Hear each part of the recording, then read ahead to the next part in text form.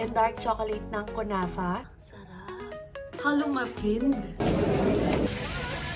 Pagod na yung itsura ko.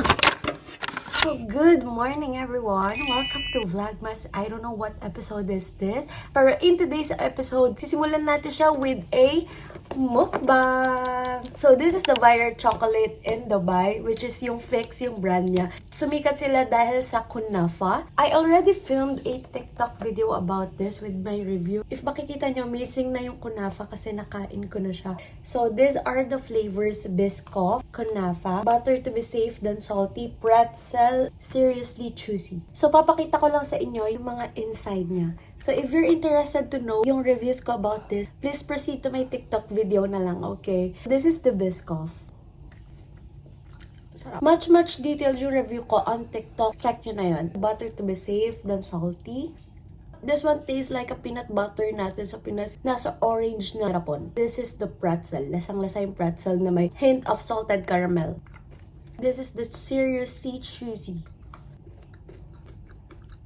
Pakinig niyo yan. Na-figure out ko naman siya bakit siya viral because ang sarap talaga nito. Unfortunately, hindi ko siya mapapakita yung pool sa inyo because papatikim ko to with my family, so i-flash ko na lang dito. Oh, diba? Ang sarap talaga niya. Today is very chill day lang naman. I think pupunta lang kami sa mosque, Emirates Palace, and Al Watan. In the morning, mag-rest muna kami. And sa hapon na kami lalabas para naman makapag-rest yung katawan namin. So again, if you want to check my review about this, please check my TikTok video. And alam nyo ba, after that, we got another one. This is the kunafa and dark chocolate. Ngayon is nagbe-breakfast na yung family ko. And ako, vlog and ang bumukbang dito. Ayun, balita ko na lang kayo kung anong mangyari later. See ya! Ang breakfast namin. Longganisa and croissant.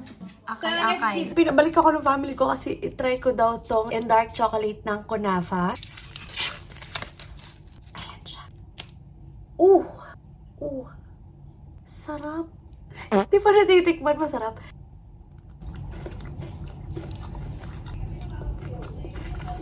Mas masarap to, guys. Yung tamis is nagbabalance siya sa pistachio. Hindi siya ganun super tamis. So, if you're not a fan na sobrang tamis, maybe this one is for you. Grabe. Sarap. This one's better, ha? Kasi dun sa nauna.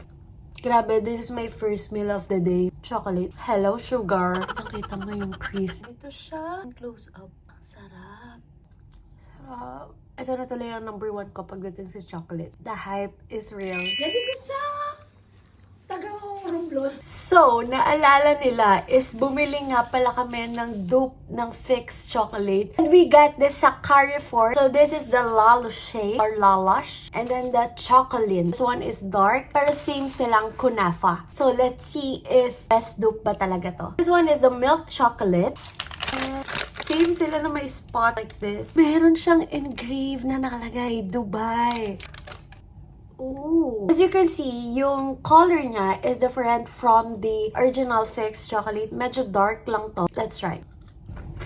This one, medyo strong ang pistachio flavored rather than the chocolate. I think this is around 70% close dun sa Fix Viral Dubai chocolate. Masarap pa rin naman yung pistachio niya. Next is the dark chocolate kunafa. This one is thinner siya kesa dito. See? Same spot. Hindi creamy yung pistachio niya. Wala akong nalalasahan na dark chocolate at all. I think it's 20% close sa Fix. Meron siyang aftertaste that I don't like. So, I think sa pagkakadup, mas gaya nito yung Fix. Mas makapal to and mas maraming filling. This one is hindi siya tataas ng 30 dirham. Much mura siya than the Fix chocolate. And fair naman yung lasa niya. Lamig. Meron tayo special guest. Naglalakad lang kami dito sa neighborhood ng Abu Dhabi para bumili ng gatas. Ito yung West Zone. Ayaw mga ka-vlog. Ito vlog. Kahit ikaw mo yan Sa Pinas sila ka ganun ako mag-vlog, oh. Let's go, guys. Tatawid lang kami sa New York City. Ayan, nandito ang Pinoy product. Puro angel. Hello. Laban UP. Masarap. Ano masabi? Kalumapind. Outfit check.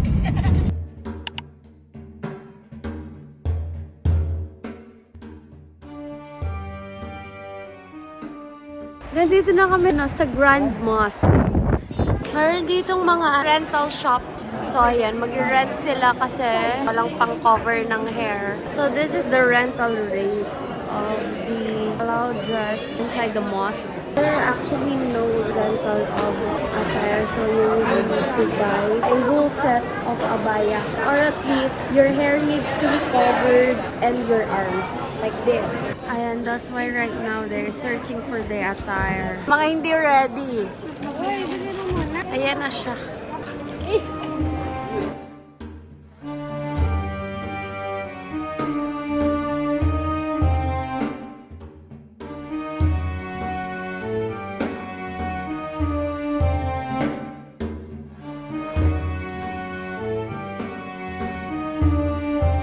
Tolerance span. Sobrang haba ng nilalakad namin. Buti na may walkalator, pero sobrang haba. Literal na tolerance spot talaga. Ganda! Ito yung loob ng mosque.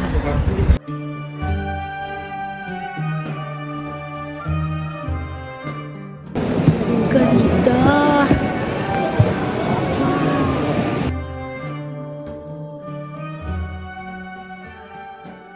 Ulan ngayon, bihira umambon dito. It's a blessing, I guess.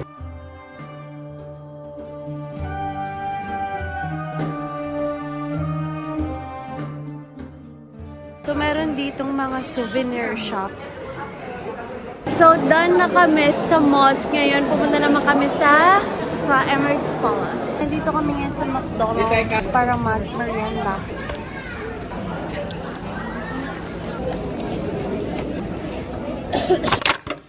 Guys, nandito na kami sa Emirates Palace. Ganda ng sunset.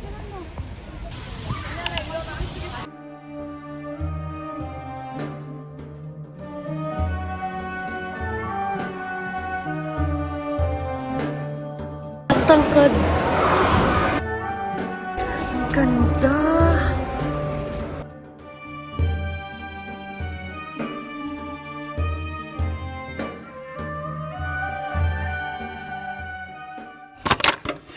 Nag-skip kami ng one place sa itinerary namin today kasi hanggang 5 p.m. lang pala siya. So ngayon nandito kami sa Gold Souk Madinat Side Shopping Center. Bili sila ng gold.